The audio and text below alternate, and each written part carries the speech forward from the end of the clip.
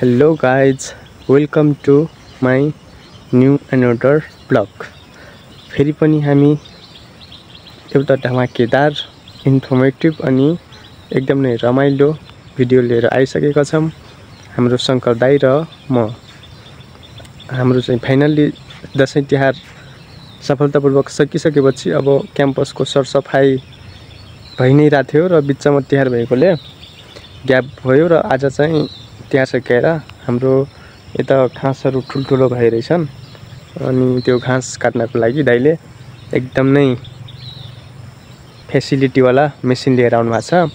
आसी लाउनै पर्दैन, आफै काट्छ घाँस।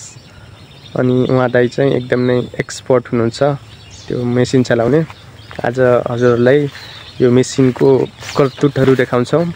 एकदम नै सजिलो र छिट्टो हुने गरी काम हुन्छ यो मसिनबाट। विदेशमा गराइन्छ त्यस्तै यहाँ पनि हुन्छ।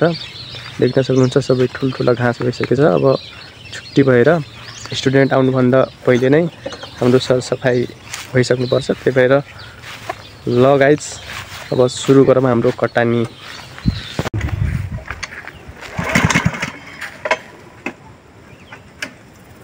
No.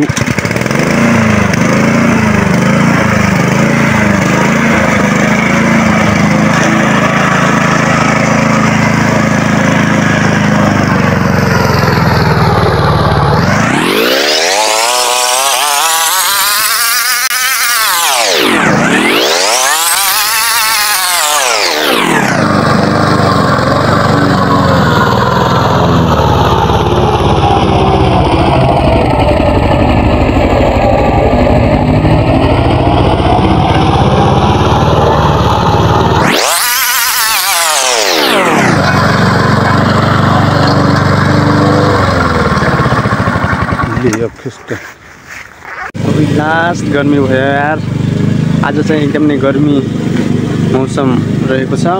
दाइ चाहिँ यति गर्मीमा कटानी गरिराख्नु भएको छैन। मलाई चाहिँ भिडियो बनाउँदा लास्टै गर्मी लाग्यो अनि म चाहिँ यस्तो बस्ने ठाउँहरु मिलाइदिएर छ। हाम्रो बस्ने ठाउँ हैन ठिक छ, मजा आइराछ।